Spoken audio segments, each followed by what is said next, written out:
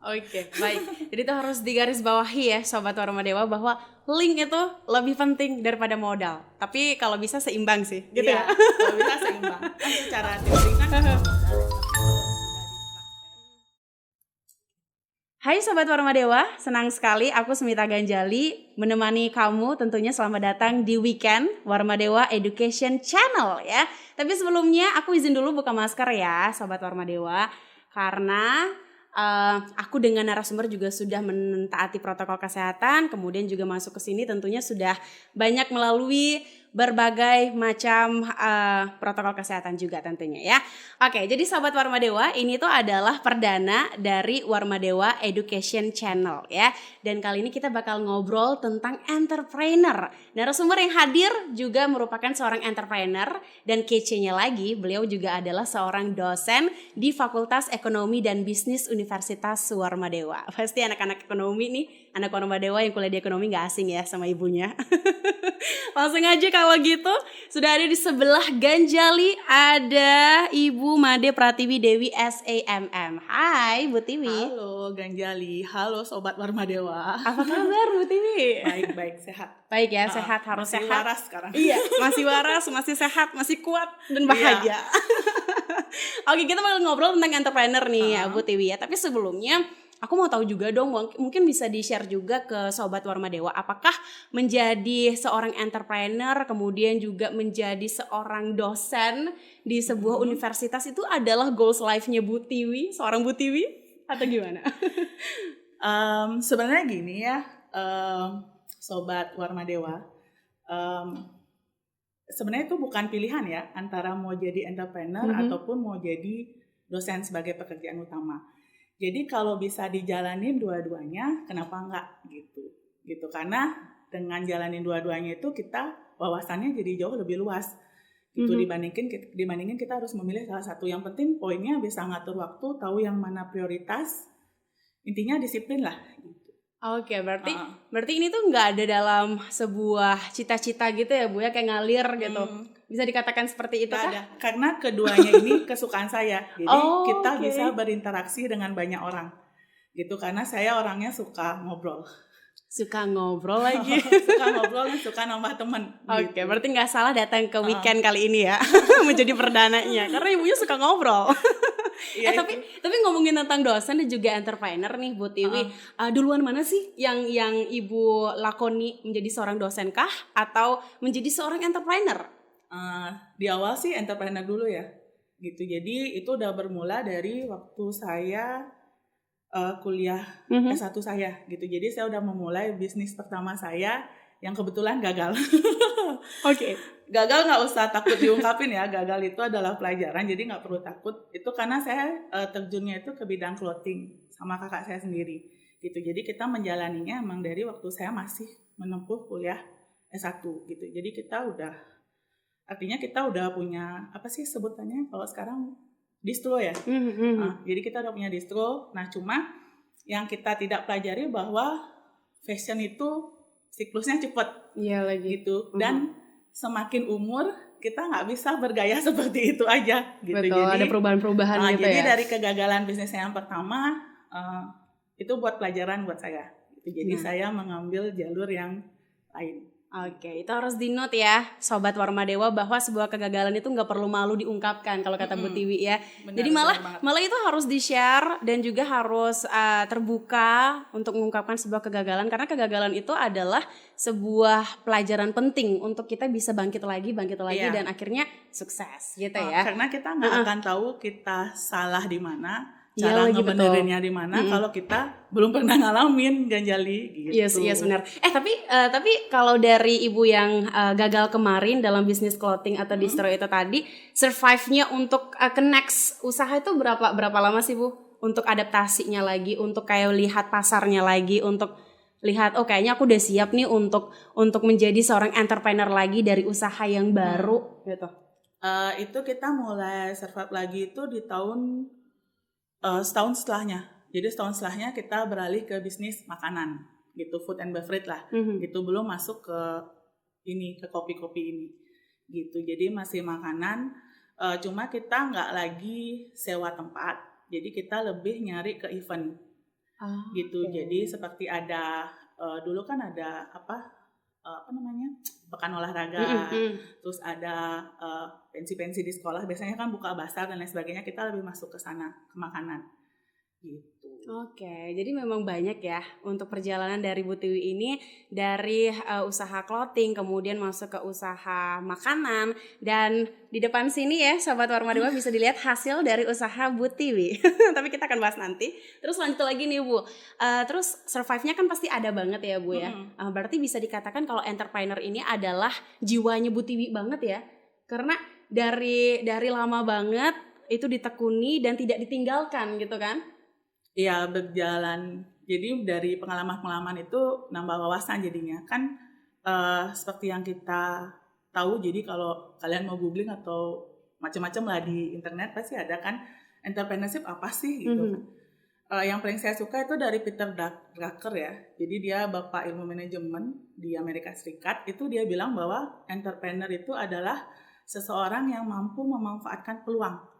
Gitu. Jadi bagaimana cara dia melihat peluang, kemudian menciptakan yang namanya bisa organisasi, bisa perusahaan, bisnis kah atau usaha kah.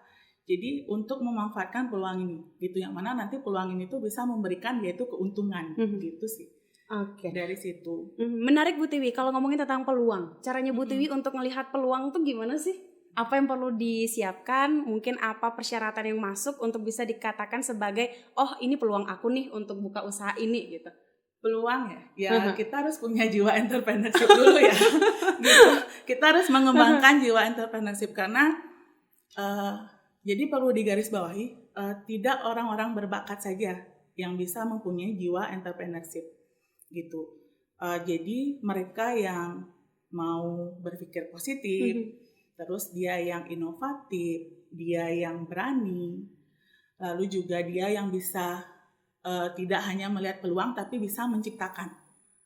Jadi peluang ini bisa diciptakan Ganjali, itu nggak harus kita nyari-nyari gitu, bisa kita bikin sendiri.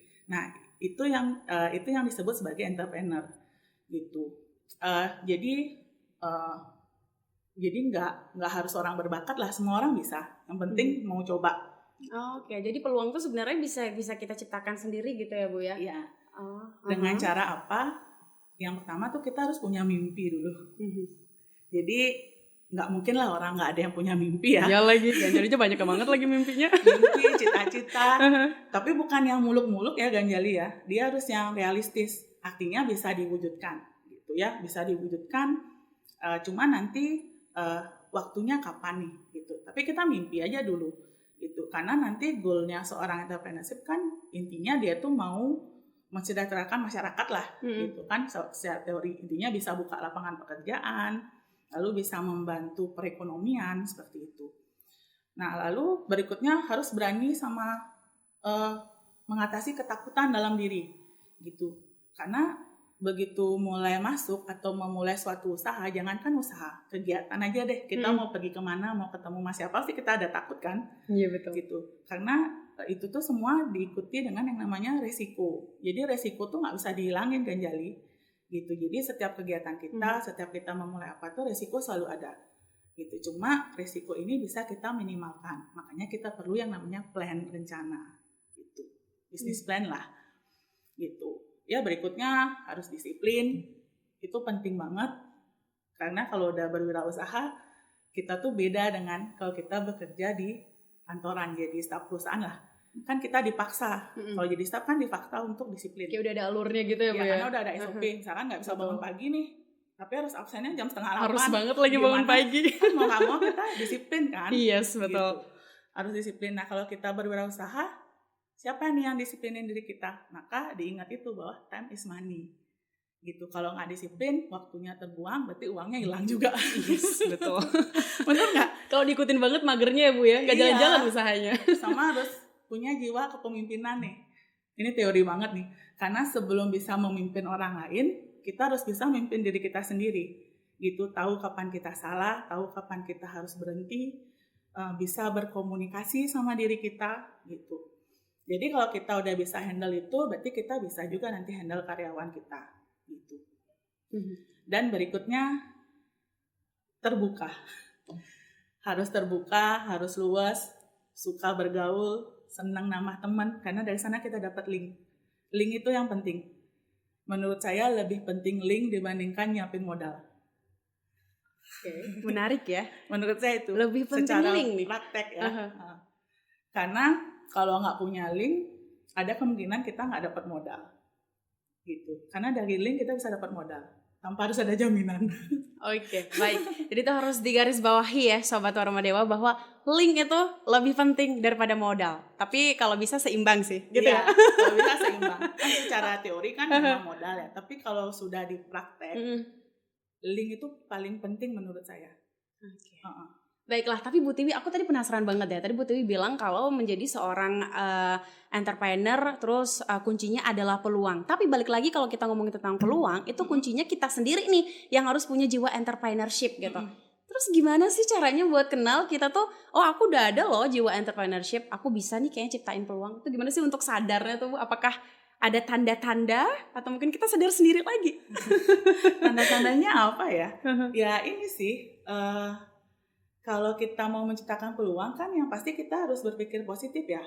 Berpikir positif dulu artinya misalkan kayak sekarang nih lagi pandemi, ya jangan terpuruk di balik pandemi ini kita bisa nih bikin, kan banyak keluar bisnis-bisnis baru. Siapa sih yang ngelirik dulu jasa ekspedisi pengiriman gitu kan nggak ada gitu. Paling yang terkenal hanya 2 yang hijau-hijau itu aja kan. Tapi begitu pandemi kan keluar Banyak merek-merek banget baru karena memang diperlukan. Lalu siapa yang melirik kita untuk misalkan concern ke kesehatan kita dan kebersihan? Kan di masa pandemi aja, makanya keluarlah jasa semprot disinfektan lah gitu. Terus jasa kebersihan kah, terus makanan-makanan sehat, bahkan jamu aja lah. Dari dulu siapa sih yang ngelirik jamu buat dibotol-botolin kecuali mbak-mbak gendong aja gitu. Jadi poinnya itu adalah berpikir positif lalu punya kreativitas gitu. Jadi jangan menganggap bahwa musibah itu adalah sesuatu yang buruk. Tapi di balik musibah sebenarnya kita bisa dapatkan peluang juga. Itu sih. Oke, berarti untuk numbuhin jiwa entrepreneur tuh adalah kita yang positive thinking, terus habis itu kita yang mau coba, mau berkreativitas dan konsisten gitu ya Bu ya? Iya, dicoba terus. Gitu, jangan ada artinya kalau gagal sekali terus nyerah gitu, jangan. Iya, karena di lingkungan Ganjali juga ya Bu ya, itu tuh kalau kita ngomong tentang entrepreneur pasti yang terlintas tuh harus berani untuk ruginya juga, nggak yang untung terus gitu ya Bu ya. Iya, karena kan untung rugi itu kan biasa gitu. Balik tadi seperti yang saya bilang, risiko tuh nggak bisa kita hindari Ganjali, cuma bisa kita minimalkan dampaknya. Dengan cara apa? Makanya bukan hanya perlu sekedar keberanian aja, tapi juga harus ada perencanaan. Itu kan semua udah kita planning. Gitu. Jadi kalau sebagai entrepreneur ataupun pembisnis lah, sebenarnya rugi itu hal yang biasa. Pasang surut itu biasa bagi kita. Itu cuma sebenarnya itu adalah pelajaran gitu. Kan kita bisa lihat nih, apa sih yang bikin kita rugi? Gitu. Kita belajar lagi dari sana. Kita perbaiki lagi kesalahan kita. Jadi nggak ada kata untuk berhenti belajar. Itu walaupun udah di atas ya levelnya nanti. Nanti belajar dan belajar adalah kunci sukses entrepreneur. Iya, kurang lebih gitu sih. Oke, baik lagi. Ini lanjut ya Bu ya tentang entrepreneur sendiri ini.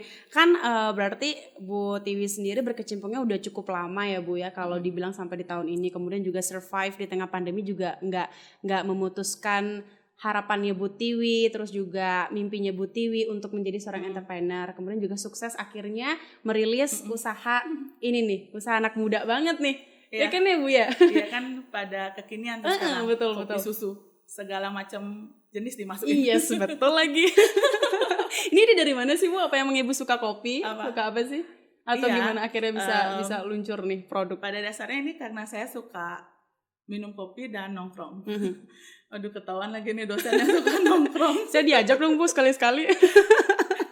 jadi saya memang orangnya nggak bisa, artinya nggak bisa kerja di rumah ya, nggak bisa bawa pekerjaan pulang ke rumah. Jadi kalau ke rumah itu maunya biar santai, istirahat aja, santai aja gitu. Dan saya memang kalau dulu waktu kita masih aktivitas biasa, kita kan ada jeda-jeda sebelum ngisi jam kuliah ya. Jadi kalau pulang ke rumah kan cukup jauh.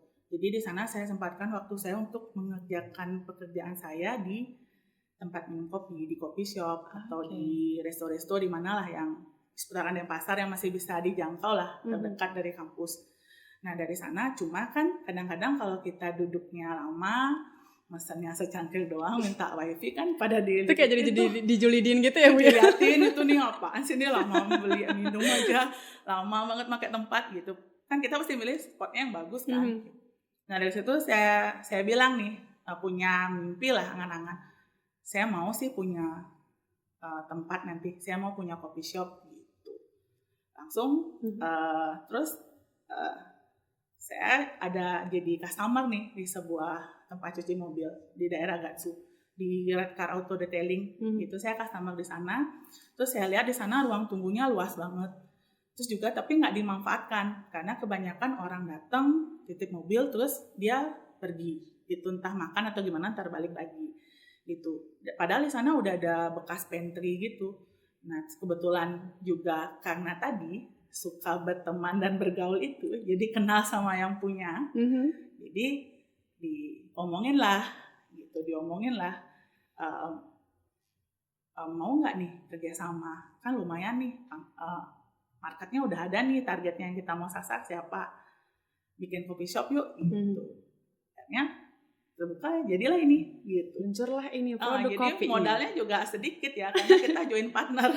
Jadi dia ngasih tempat, saya tinggal ngisi untuk operasional aja gitu. Positifnya gitu ya Bu ya, kalau ada linknya gitu ya, kalau kita punya teman banyak jadinya bisa ngebantu juga mewujudkan mimpi kita gitu ya. Dan itu nggak ada di teori ya, mau dibaca di buku kewirausahaan itu nggak ada disebutkan bahwa kita itu harus punya link, itu nggak ada. Pasti di sana harus jiwa berani, memiliki modal, terus berpikir kreatif gitu. Padahal link itu menurut saya paling penting gitu. Dari situlah makanya kita kerjasama terus kita bikin coffee shop ini gitu, yang sekarang lokasinya ada di Gatsu Timur, di dalamnya Redcar Auto Detailing. Jadi target marketnya udah ada nih. Sekarang kita tinggal ngembangin lagi aja supaya orang itu nggak berpikir bahwa kalau mau minum kopi harus cuci mobil gitu. Iya, bener-bener ya. Kan karena awal-awal kan memang seperti itu. Jadi kita arahin, nggak perlu, kita seringlah promo atau apa gitu, nggak perlu cuci mobil, datang aja bisa. Oke. Jadi perbanyaklah teman-temanmu di masa muda ya, Sobat Warmadewa, biar bisa bantu nantinya untuk hal apapun mimpimu gitu ya. Betul ya Bu Tiwi ya. Oke, nah kita ngomongin tentang usaha yang Bu Tiwi sedang lakoni sekarang kan adalah usaha di bidang perkopian ya Bu ya. Dan ini berangkat dari kesukaannya Bu Tiwi yang suka nongkrong, terus suka ngopi, tapi giliran di tempat nongkrong tuh kayak suka keasikan, suka takut diliatin akhirnya sama waiters di sana karena kelamaan, terus ngopinya cuma secangkir gitu, akhirnya terwujudlah usaha kopi ini. Nah yang penasaran ingin Ganjali tanyakan nih Bu, ini kan kalau kita ngomongin tentang usaha kopi banyak ya Bu ya, kayak menjamur banget lagi di tengah pandemi ini kan juga banyak, terus dengan beragam jenis kopi juga ada. Gimana caranya Bu Tiwi untuk membranding Bu?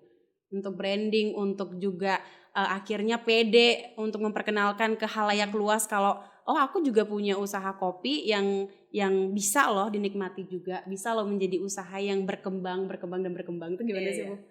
Jadi kalau untuk kopi ini kan kita memang pakai specialty beans ya. Jadi memang yang kita sasar itu memang orang-orang yang mengerti akan kopi. Jadi paham, bukan hanya sekedar penikmat aja gitu. Jadi dari sana memang kita awalnya memang sudah punya target marketnya siapa gitu. Nah tapi kan kita nggak tahu nih di awal kita berjalan, terus tiba-tiba pandemi nih kayak sekarang.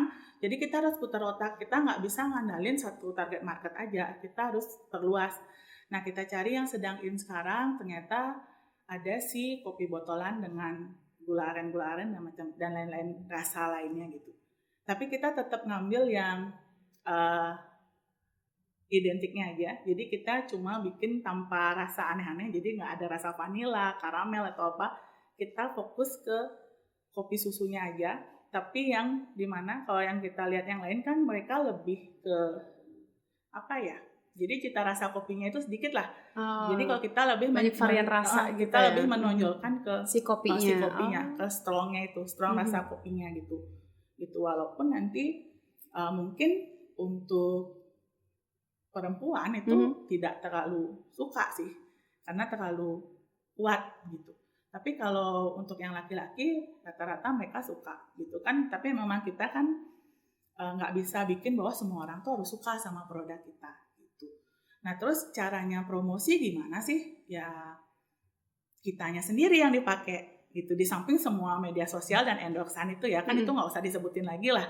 Mereka udah, ya yang lain pasti paham. Jadi kita harus masuk ke media sosial, kita pergunakan semua teknologi, kita promosiin bisa lewat endorse, iklan atau lain sebagainya.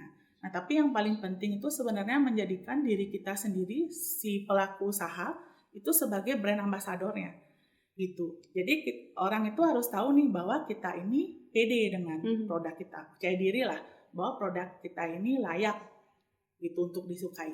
Jadi sebisa mungkin setiap ada kesempatan kita harus menjual produk kita, mempromosikan dengan diri kita sendiri gitu. Karena kalau nggak kita, siapa lagi nih? Kita kan nggak bisa ngandalin hanya endorse aja ya. Itu aja gitu. Sebenarnya itu sih, dan fokus gitu. Artinya jangan ikut-ikutan.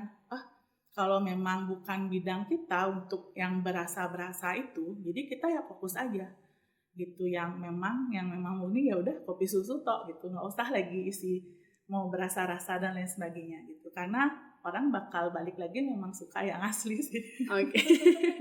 Jadi begitu cara brandingnya Bu Tiwi. Iya, pandangan saya pribadi ya. Tapi kan ini dari pengalaman saya. Cuma kalau ada yang pernah, artinya nggak semua yang saya bilang di sini kan bisa diterapin juga. Jadi diambil lah yang mana cocok untuk usaha kalian gitu. Sobat Warma Dewa. Tapi benar juga sih ya Bu Tiwi, aku setuju banget karena memang kalau kita buat usaha sendiri yang memang paling kuncinya untuk branding itu ya diri sendiri gitu kan. Kalau kita sendiri malu pakai usaha kita, pakai branding usaha kita sendiri tuh gimana mau dikenal gitu kan. Benar banget Ganjali. Itu benar banget.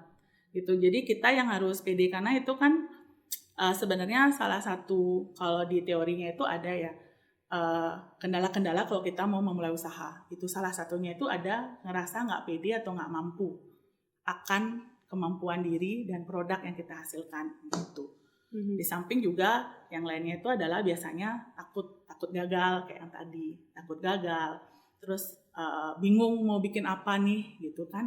Artinya mengikuti tren boleh, gitu. Artinya sekarang lagi trennya apa sih kita ikutin. Cuma balik lagi kita punya bakat nggak di sana, kita ada minat nggak, gitu. Kalau kita nggak punya bakat sama minat, nanti ngelolanya gimana, gitu. Jadi awalnya kalau mau memulai usaha, saran saya sih lebih baik lihat ke bakat sama minatnya kita itu apa, gitu. Berarti Bu Tiwi ini adalah tipikal yang benar-benar kerja dengan passion banget ya Bu ya? Iya, bisa dikatakan gitu ya. Iya, saya nggak pernah kerja di luar passion saya, karena itu kan jadinya tertekan ya kita ya. Iya lagi. Gitu. Kayak terpaksa banget. Buktinya lagi. Kayak dosen ini kan, kalau orang mikir kan pasti, wah berat nih kerjaannya, belajar aja. Ya jangan dilihat dari situ. Tapi kan jadi dosen kan kita enak tuh, tiap hari bisa ngobrol sambil ngajar. Kan saya suka sharing ya. Saya orangnya suka sharing. Terus juga ketemu banyak orang. Gitu, nggak cuma dari akademisi saja, tapi kadang-kadang kita juga kenalan sama praktisi, kan link lagi, gitu. Nah terus kalau usaha, saya memang suka makan, jadi saya memang bisa masak, gitu. Jadi semua yang ada di coffee shop saya untuk makanannya memang murni resep dari saya, itu cuma dikerjainnya sama orang lain. Terus saya suka ngopi, makanya saya bikin kopi juga gitu, yang memang ini yang saya tonjolkan gitu. Jadi memang saya jarang sekali mencoba yang memang bukan bakat bidang saya gitu. Untuk berusaha sendiri ya, tapi untuk kerja sama itu boleh. Gitu. Karena kan nggak harus saya ngelola sendiri. Betul. Berarti emang sepenting itu ya untuk sahabat Warma Dewa dimanapun berada, untuk mewujudkan mimpi, untuk melakukan suatu pekerjaan itu memang harus didasari dengan kesukaan dulu, dengan passionnya dulu, dengan minat dan bakatnya kamu dulu, untuk bisa melancarkan semua jalan dan prosesnya gitu ya Bu ya. Karena kalau terpaksa apapun yang dipaksa tuh kalau Ganjali percaya banget sih nggak bisa jalan lancar gitu nggak sih Bu? Iya sih. Karena kan ya kita nggak bisa pungkiri ya, nominal dari gaji juga penting kan ya. Cuma kalau nggak ada, artinya nggak ada passion, nggak suka sama pekerjaan itu, setengah hati Iya, sih. mau datang aja udah males Iya kan. lagi. Gimana kita bisa loyal sama Betul. perusahaan kita, Pekerjaan loyal juga sama jadi nggak pekerjaan lancar kita. selesainya gitu ya Bu ya. Bener-bener Ganjali, gitu Nah, sih. tapi kita balik lagi nih Bu, Ibu kan profesinya adalah sebagai seorang dosen, kemudian juga sebagai seorang entrepreneur. Gimana sih Bu caranya untuk menyeimbangkan kedua profesi itu gitu? Karena kan ada yang bilang satu profesi aja udah ribet banget proses untuk mempertahankannya gitu. Untuk Iya. mengembangkannya ini Ibu 2 lagi, terus nggak gampang semua lagi. Karena saya suka sibuk ya.